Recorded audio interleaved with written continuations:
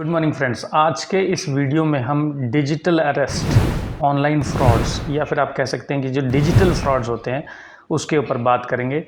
आज के सिनेरियो में डिजिटल अरेस्ट जैसी घटनाओं में बहुत सारी वृद्धि हुई है, बहुत सारा पैसा लोगों का इस केसेस में जा चुका है और बहुत सारे अवेयरनेस भी क्रिएट किए जा रहे हैं इस चीज़ को लेकर।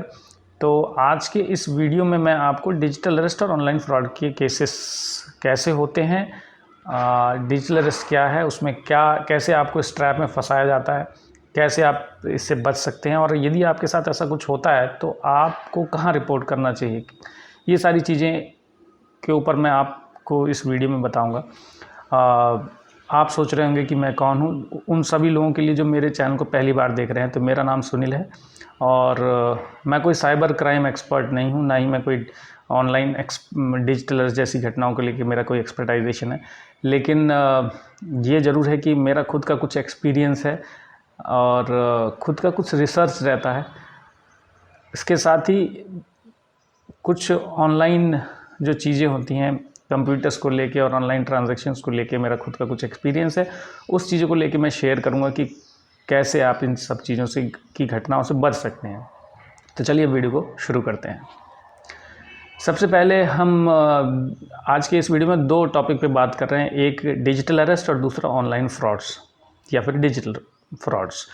तो पहले हम बात करेंगे जो आज के सिनेरियो में बहुत हॉट टॉपिक है, डिजिटल अरेस्ट, जिसके ऊपर एक रिसर्च में ये कहा गया है कि जनवरी और अप्रैल 2024 का ये डेटा पेश किया गया है एक मीडिया के थ्रू कि इस दौरान जो है डिजिटल अरेस्ट जैसी घटनाओं में 120 करोड़ रुपए का जो फ्रॉड हो चुका है। अब इस डेटा को अगर आप देखें तो आप समझ सकते हैं कि डिजिटल अरेस्ट जैसी घटनाओं में कितना बड़ा फ्रॉड हो रहा है, कितना पैसे का फ्रॉड किया जा रहा है। यहाँ तक कि ये घटना इतनी बढ़ गई कि प्रधानमंत्री मोदी जी ने भी अपने मन की बात में इसका जिक्र किया और उनको भी इस बात का जिक्र करना पड़ा, हालांकि मैं ऐसा कहूँगा। और उन्होंने ये एक स्टेटमेंट दिया मन की बात जैसे अपने रेडियो चैनल्स पे कि ऐसी घटनाओं में गवर्नमेंट कभी भी ऐसा कोई प्रावधान नहीं है जहाँ पर कोई गवर्नमेंट ऑफिशियल आपसे डिजिटल अरेस्ट जैसी चीज़ों के लिए फोर्स करे या फिर पैसा आपसे मांगे। इस वीडियो को आप देखें, वहाँ पर मोदी जी ने भी ये स्टेटमेंट दिया कि इस तरीके की डिजिटल अरेस्ट जैसी चीज़ों का कोई कानूनी प्रावधान नहीं है और कोई भी आपका गवर्नमेंट ऑफिशियल इस तरीके से आपको अरेस्ट नहीं कर सकता है, ना ही आपसे कोई पैसे मांग सकता है। एक्चुअली डिजिटल अरेस्ट क्या होता है? डिजिटल अरेस्ट में आपके पास वीडियो कॉल्स आते हैं या फिर कोई कॉल्स आता है, IVRS कॉल्स आता है, जहाँ पर आपको कई चीज़ों का डर दिखाया जाता है। जहाँ पर पहले शुरुआत में वो क्या करते हैं कि एग्जाम्पल्स हैं, मोड्स बदलते रहते हैं, लेकिन जो फ़िलहाल जो मोड्स चल रहे हैं उसमें ये कहा जाता है कि आपके नाम का कोई कोरियर पकड़ा गया है किसी दूसरी जगह पर। उसमें उस कोरियर में आपकी डिटेल है, आपकी आधार डिटेल वो बताते हैं कि आपका ये आधार है, क्या आप यही बोल रहे हैं? तो जाहिर सी बात है कि जब आपकी डिटेल कोई बताएगा, आधार जैसी चीज़ों की डिटेल, तो आप बोलेंगे हाँ मैं यही बोल रहा हूँ। तो उसके बाद बोलते हैं कि आपके नाम का एक कोरियर पकड़ा गया है इस तरीके की प्लेसेस में, कोई जगह का नाम बता देंगे और वहाँ पर उस कोरियर के अंदर आपके नाम से ड्रग्स मिली है और आपके केस अगेंस्ट में कोई केस रजिस्टर कर लिया गया है। ऐसा कई बार होता है कि कोरियर कंपनी बनकर भी आपको कॉल किया जाता है या फिर कोई इन्वेस्टिगेशन एजेंसी बनकर भी कॉल किया जाता है।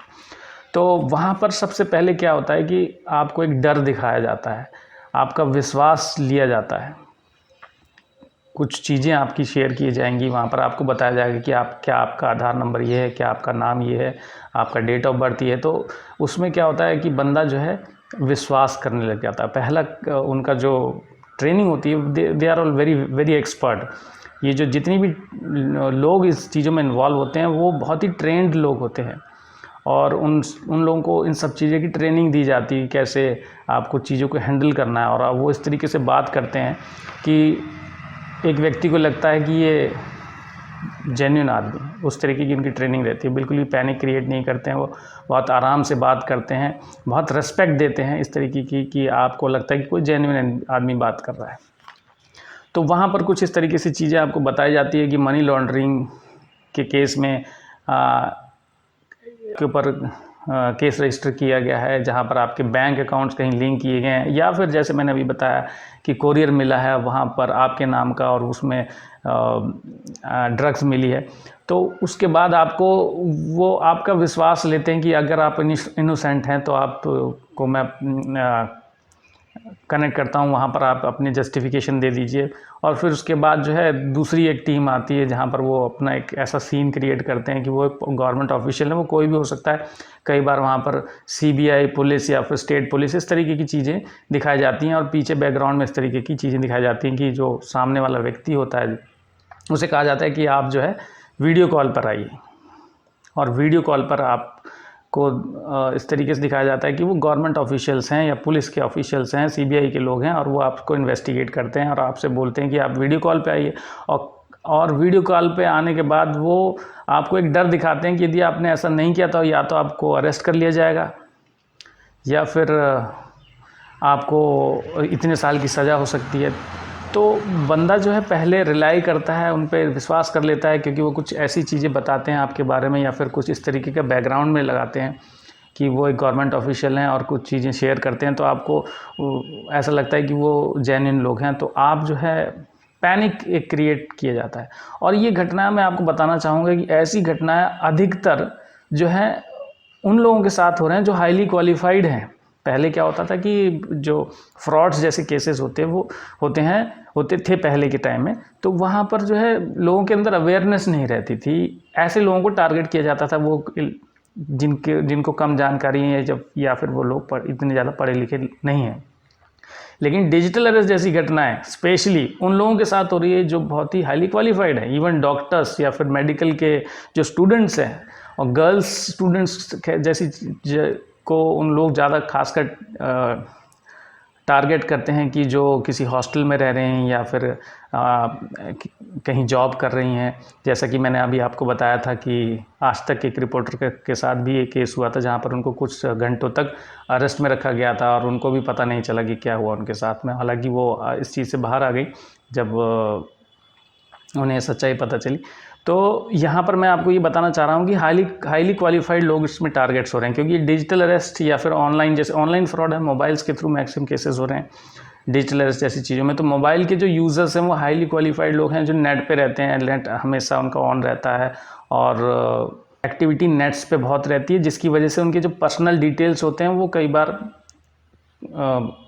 ऑनलाइन मिल जाते हैं इस तरीके के लोगों को। वो उनके पास एक डेटा रहता है और वो इस डेटा को कैसे हासिल कर लेते हैं इसके ऊपर भी एक अलग टॉपिक है।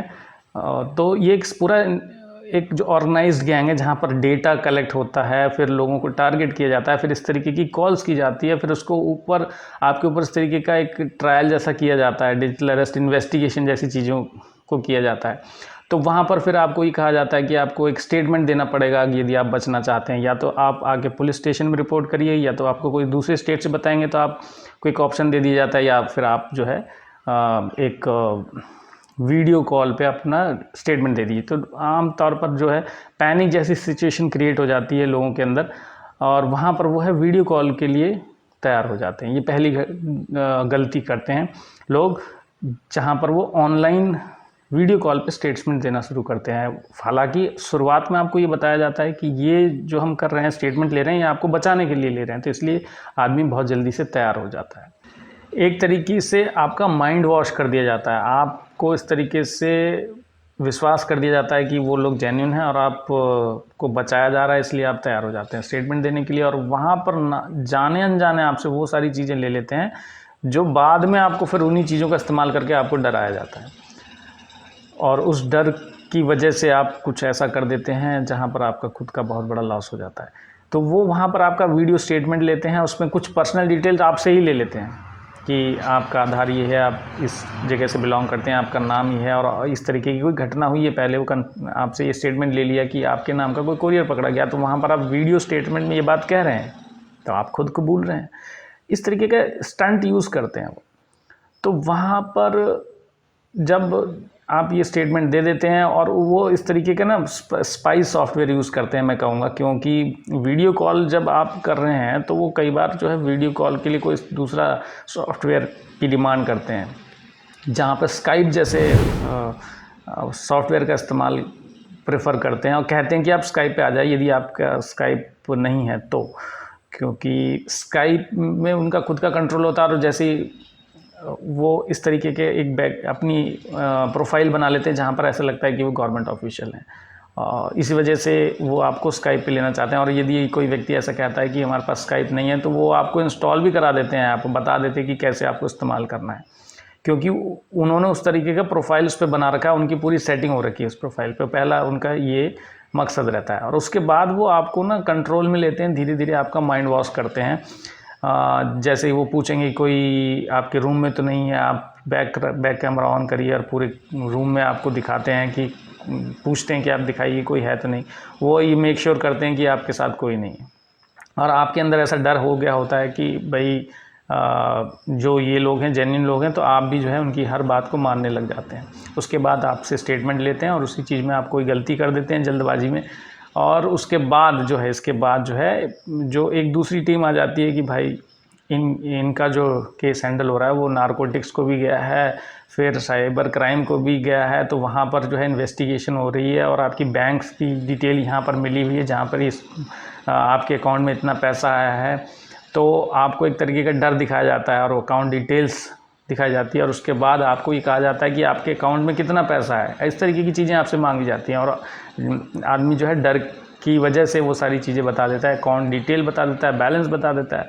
उसके बाद आपको ये कहा जाता है कि आपको ये सारा अमाउंट जो है, क्योंकि इन्वेस्टिगेशन अभी चल रही है, अभी आपको ये आपका अकाउंट जो है फ्रीज़ किया जाएगा, तो आपको ये अकाउंट सारा जो है एक अकाउंट बताते हैं उसमें ट्रांसफ़र कर दीजिए ताकि ये मनी सेफ़ रहेगा और आपको इसको इन्वेस्टिगेशन के बाद इसको वापस आपको मिल जाएगा। तो इस तरीके का डर दिखाया जाता है और आदमी खुद ही पैसा ट्रांसफ़र कर देता है। तो ऐसी घटना होती है डिजिटल अरेस्ट में। तो डिजिटल अरेस्ट में सबसे पहले आदमी को ना बहुत काम एंड कूल रहना चाहिए। अब तो ये पहले तो मैंने ये बताया कि क्या होता है डिजिटल अरेस्ट में, बहुत सारे केसेस आप देख भी रहे हैं, मीडिया में देख रहे हैं क्या होता है उनके साथ। लेकिन ऐसी सिचुएशन में जब आपके पास कोई कॉल आता है तो आपको क्या करना चाहिए, right neck of the moment आपको उस समय क्या करना चाहिए। पहली चीज़ मैं आपको बताना चाहूँगा कि जब आपके साथ ऐसा कुछ हो रहा है तो सबसे पहले आपको बहुत काम एंड कूल रहना चाहिए, क्योंकि पहले व्यक्ति आप ही हैं जिनको पता है कि आपने ये चीज़ें नहीं की हैं, आप इनोसेंट हैं, ये आपको पता है, तो फिर आप क्यों डर रहे हैं। और यदि कोई व्यक्ति आपको कॉल कर रहा है और उसको आपको ये कह रहा है कि आप वीडियो कॉल्स पे आइए, और वीडियो कॉल पे अगर आप आ भी जाते हैं तो फिर आपको पहली चीज़ ये समझना चाहिए कि भाई ऐसा कुछ हुआ भी है। तो ऐसी पहली चीज़ तो मैं बता देना चाहूँगा कि जैसा प्रधानमंत्री नरेंद्र मोदी जी ने भी ये बात कही थी कि ऐसा कोई प्रोविज़न नहीं है कि जहाँ पर डिजिटल अरेस्ट किया जा सके। आपको वीडियो कॉल्स पे इन्वेस्टिगेशन नहीं होती है। पहली चीज़, वीडियो कॉल्स पे इन्वेस्टिगेशन नहीं होती है, ऐसा कोई इन्वेस्टिगेशन प्रोसेस नहीं है जहाँ पर वीडियो कॉल पे इन्वेस्टिगेशन हो। फिर उसके बाद आपको बैंक डिटेल्स पैसा ट्रांसफ़र करने के लिए गवर्नमेंट ऑफिशियल के द्वारा ऑनलाइन कभी भी नहीं कहा जाता है, ऐसा कोई प्रोविज़न नहीं है। तो ये चीज़ें आपके दिमाग में होनी चाहिए कि क्यों आप अपने डेटा को दे रहे हैं। और यदि आपको कोई डर दिखा रहा है तो पहली चीज़ वो आपके पास नहीं है, वो व्यक्ति केवल फ़ोन पे है। और फ़ोन पे वो कनेक्ट कैसे है आप खुद बताइए। वो व्यक्ति अगर यदि आपको डरा भी रहा है तो आप अपने घर में हैं, अपनी प्रीमिसेस में हैं, अपने एरिया में हैं, तो वो व्यक्ति पहली चीज़ आपको नेट के थ्रू कनेक्टेड है।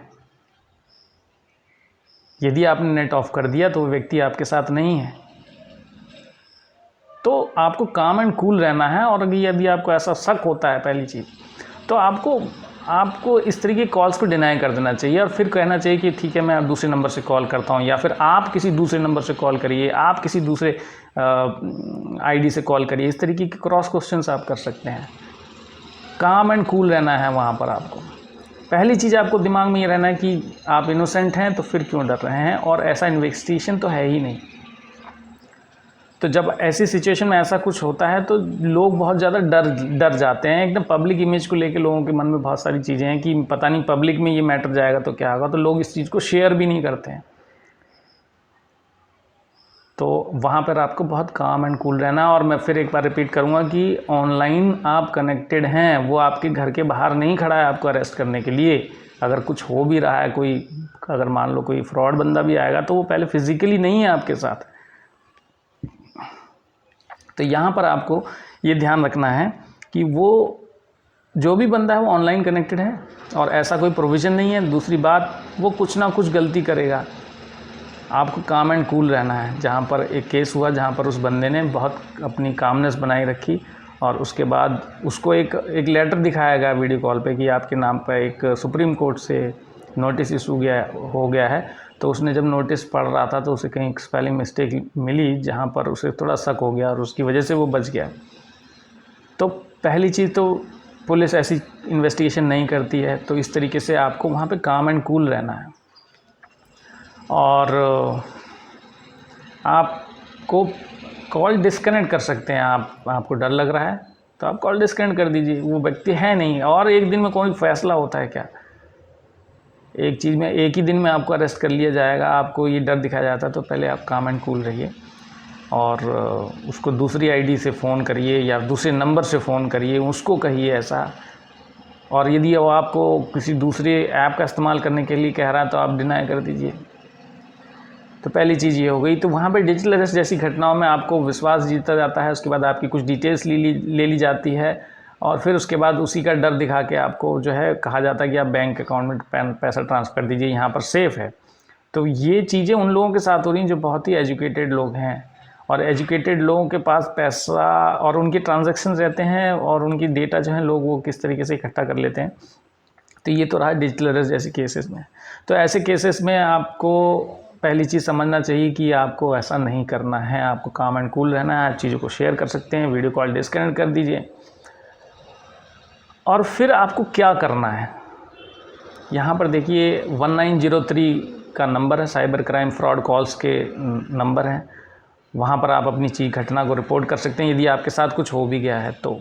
और बहुत सारे लोग ये कहते हैं कि अगर कोई घटना हो गई तो आपका पैसा नहीं आता। ऐसा नहीं है। यदि आपने टाइमली रिपोर्ट कर दिया, ये आरबीआई का रूल है, यदि आपने टाइमली रिपोर्ट कर दिया, एग्जैक्टली मैं आपके स्क्रीन पे दिखा दूंगा कि क्या गाइडलाइन है आरबीआई की। तो वहाँ पर बैंक आर लायबल टू पे योर अमाउंट। अगर कोई फ्रॉड होता है वहाँ पर आप रिपोर्ट करते हैं टाइमली तो bank is liable to give back your money, ऐसा आरबीआई की गाइडलाइन में है। और आप 1903 पे कॉल कर सकते हैं और उसके सिवा आप cybercrime.gov.in पे रिपोर्ट कर सकते हैं, जहाँ पर आपको वेब पे जाके ये अपनी चीज़ें जो भी आपके साथ घटना हुई उसकी डिटेल्स आप दे सकते हैं। ये आप अपनी तरफ से कर सकते हैं। उसके ऊपर अगर मैं बात करूँ तो हैं डिजिटल फ्रॉड्स। डिजिटल फ्रॉड्स में आपके बैंक से पैसे निकल जाते हैं, फिर वो चाहे आपके कोई कॉल आता है या फिर ऑनलाइन आपने कहीं गलत लिंक पे क्लिक कर दिया, मैसेज आता है, इस तरीके की चीज़ें होती हैं। तो कई केसेस हो चुके हैं, पहले भी बहुत सारे केसेस ऑनलाइन फ्रॉड हो रहे हैं और लोग सोचते हैं कि आप सेफ़ नहीं हैं, आपका पैसा कभी भी निकल सकता है। तो कुछ चीज़ें ऐसी हैं जो मैं यहाँ पर आपके साथ शेयर करूँगा कि कैसे आप इन चीज़ों से बच सकते हैं, जहाँ पर आप ये मेक श्योर कर सकते हैं कि आपका पैसा जो है बैंक से हो आप या फिर किसी दूसरी तरीके से आपकी पर्सनल डिटेल्स लोगों के पास ना जाए। पहली चीज़ है कि आपको कहीं पे भी अपनी पर्सनल डिटेल्स वेब आप जाते हैं शॉपिंग पे तो वहाँ पे मोबाइल नंबर मांगते हैं, या फिर आप कहीं इस तरीके का कोई कैंपेन आप देखते हैं वहाँ पर आपकी डिटेल्स मांगी जाती हैं, तो वहाँ पर आपको अपनी पर्सनल डिटेल नहीं है, बहुत ही ऑथेंटिकेटेड हो। ऑथेंटिकेटेड होने के बाद आपको अगर चाहें बहुत ज़रूरी है तो आप अपनी पर्सनल डिटेल शेयर करें, मोबाइल नंबर हो या फिर आपका डेट ऑफ बर्थ हो या फिर आपका एड्रेस हो। उसके बाद आपको अगर आप यूज़ कर रहे हैं मोबाइल, तो मोबाइल पे आप डेटा हमेशा ऑन मत रखिए। डेटा केवल तभी ऑन करिए जब आपको उसकी ज़रूरत है, अदरवाइज़ आप अपना मोबाइल का डेटा ऑफ रख सकते हैं। ये फ़नी टाइप लग रहा होगा लेकिन बहुत इम्पॉर्टेंट है क्योंकि जब तक आप ऑनलाइन हैं you are liable to be seen और remotely accessed by anybody if it happens that कि आपकी मोबाइल में कोई ऐप इंस्टॉल हो गया है, ऐसा कोई। दूसरा जो फ्रॉड के लिए मैं कहूँगा अटैक हुआ था, फ्रॉड एक तरीके का डिजिटल अरेस्ट जैसी चीज़ की घटना हुई थी। वहाँ पर मुझे कॉल्स आया और उन्होंने मुझे जो है कहा कि इस तरीके की के लिए आपको इन्वेस्टिगेशन ऑर्डर होगा और आपकी कंप्लेन होगी और इस तरीके से चीज़ें कही गई। तो मैंने वहाँ पर फ़ोन ही ऑफ़ कर दिया, क्योंकि मुझे पहले, जैसे मैंने पहले भी बताया वीडियो में, कि पहली चीज़ तो मुझे पता है कि वो व्यक्ति मेरे से केवल ऑनलाइन जुड़ा है, और नेट ऑफ़ कर दिया, उसके बाद फ़ोन ऑफ़ कर दिया, क्योंकि मेरे को पता था ऐसा कुछ तो है नहीं और ये सब गलत है और ऐसा कुछ हुआ नहीं है, तो ये बेकार में ऐसा चीज़ हो रही है।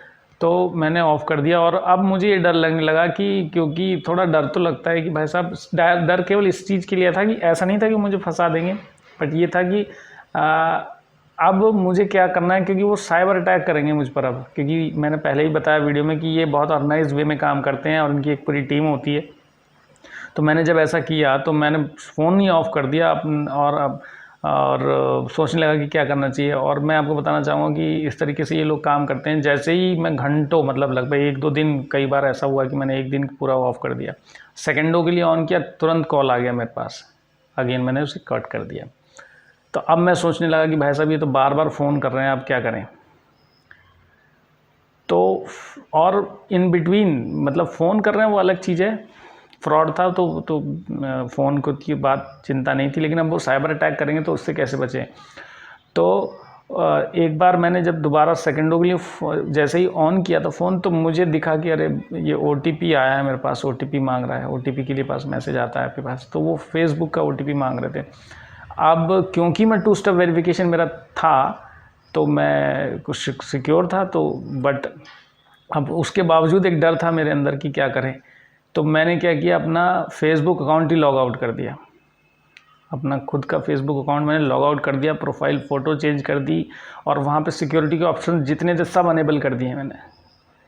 जो थोड़ा सा टाइम मिला था मैंने उसको अनेबल कर दिया, और फिर उसके बाद मैं सोचने लगा कि कैसे सिक्योर करना है।